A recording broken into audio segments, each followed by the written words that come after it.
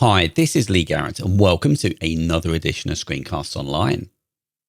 Recently, I released two full shows on Alfred, the popular launcher utility for macOS. Show 1433 was a primer that showed you what can be done with the free version, and then show 1435 dived into the Power Pack, which is like the pro version of Alfred. Now, at the end of that video, I started to touch on Alfred workflows, and I said there would be another video that goes into more detail. Well, this is that video. And given there is no real limit to the amount of depth that you can go into with workflows, I want this video to act as a launch point for you.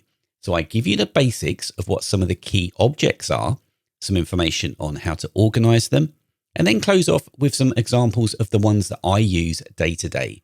Ones that I built myself, and also some from the gallery. There's a lot to cover, so let's get on it. Right, this video is going to serve as a bit of a continuation from 1435. Now, in that video, we looked at a couple of template workflows.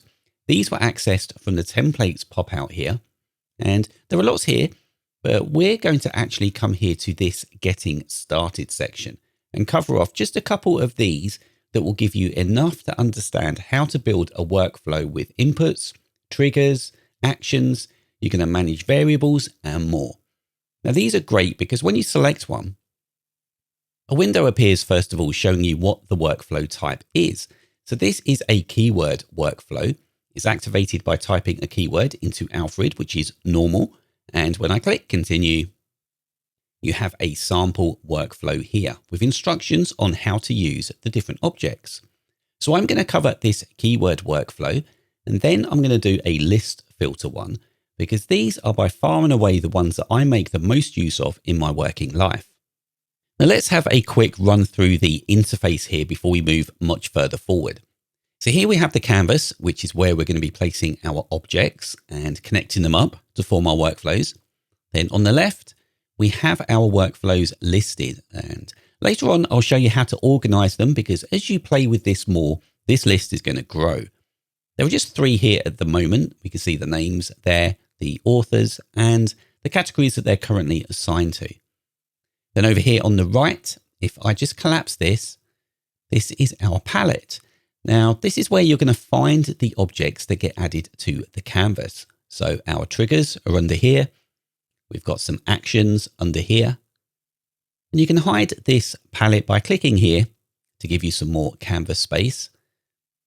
And if you need to search for an object because you're not too sure which section it fits under, something I still do at times, then click on this magnifying glass and you can search by typing in your query. So filter objects are there.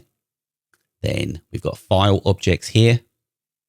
Now, you don't need to have that palette chooser on show, because if you press the / key, it opens up with the search field already highlighted. Then just press escape to remove it. Now, other buttons that we have along here that we're going to be touching on as we move through, we've got a debug utility here. If you find that your workflow isn't doing what it should do, you can export or share your workflow here for others to use. If you use Alfred Remote, you can set up remote pages here. This is not something that we're going to be looking at today, though. And then we have this button here, which we will be diving into, and it allows us to prepare the configuration and set some variables for this workflow. In fact, there's one workflow we're going to be covering that is very reliant on this button to work. So that's going to be fun to look at.